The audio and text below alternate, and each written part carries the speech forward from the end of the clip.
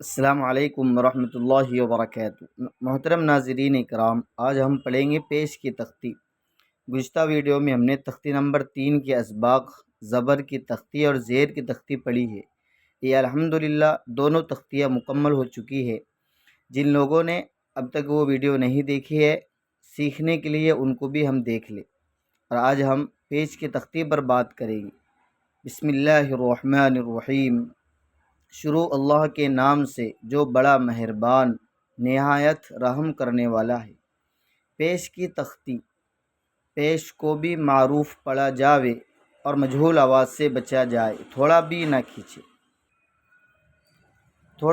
کھینچے۔ پیش کی آواز آگے کو جاتی ہے اور ہونٹوں کے کنارے ملتے ہیں اور بیچ کا حصہ کچھ کھلا رہتا ہے۔ یہ مکمل تختی ہے۔ تو ہم سمجھیں گے کہ زبر کی آواز اوپر کو جاتی ہے، زیر کی آواز نیچے کو جاتی ہے اور پیش کی آواز آگے کو جاتی ہے۔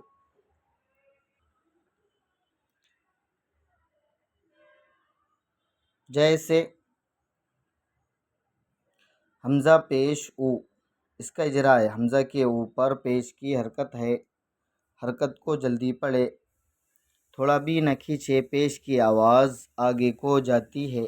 جیسے حمزہ پیش او، با پیش بو، تا پیش تو، ثا پیش سو، جیم پیش جو، حا پیش حو، خا پیش خو، دال پیش دو، ذال پیش ذو، را پیش رو، زا پیش زو، سین پیش سو، شین پیش شو، صاد پیش سو، ضاد پیش زو، یہ ضاد پڑھے، ضاد پیش زو، طا پیش تو، یہ تو ہی نہیں، طا پڑھے، طا پیش تو، ظا پیش زو، عین پیش عو،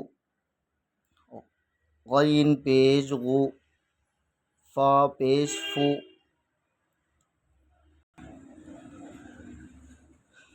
قاف پیش قو، یہ بڑا قاف، کاف پیش کو، یہ چھوٹا کاف ہے، لام پیش لو، میم پیش مو، نون پیش نو، واو پیش وو، ہا پیش ہو، حمزہ پیش او، یا پیش یو۔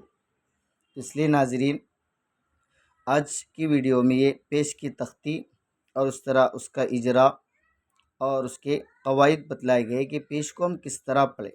یہ تمام جو تختی ہے، تختی نمبر 3 زبر زیر پیش، ان کو ہم معروف ہی پڑھیں گے، مجہول نہیں پڑھیں گے، کیونکہ قرآن کریم کو مجہول نہیں پڑھا جاتا، معروف پڑھا جاتا اچھے انداز میں۔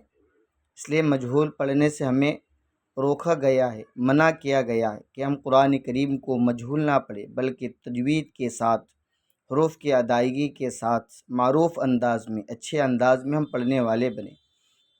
اس لیے قرآن کریم کو سیکھنے کے لیے ہمیں قاعدے کو سیکھنا بہت ضروری ہوتا، کیونکہ اس کو پتہ چلے کہ یہاں پر زبر زیر پیش ہے، لیکن اس کے قواعد معلوم ہوں گے تو ہم اس کو سمجھیں گے کہ زبر زیر پیش کو ہم جلدی نہیں پڑھیں گے، جلدی پڑھیں گے، بلکہ کھینچیں گے نہیں۔ کھینچنے والے قاعدے آگے آئیں گے، کھڑا زبر کھڑی زیر، الف مدہ یا مدہ۔ اس لیے ہم اس کو بھی مکمل دیکھیں۔ السلام علیکم ورحمۃ اللہ وبرکاتہ۔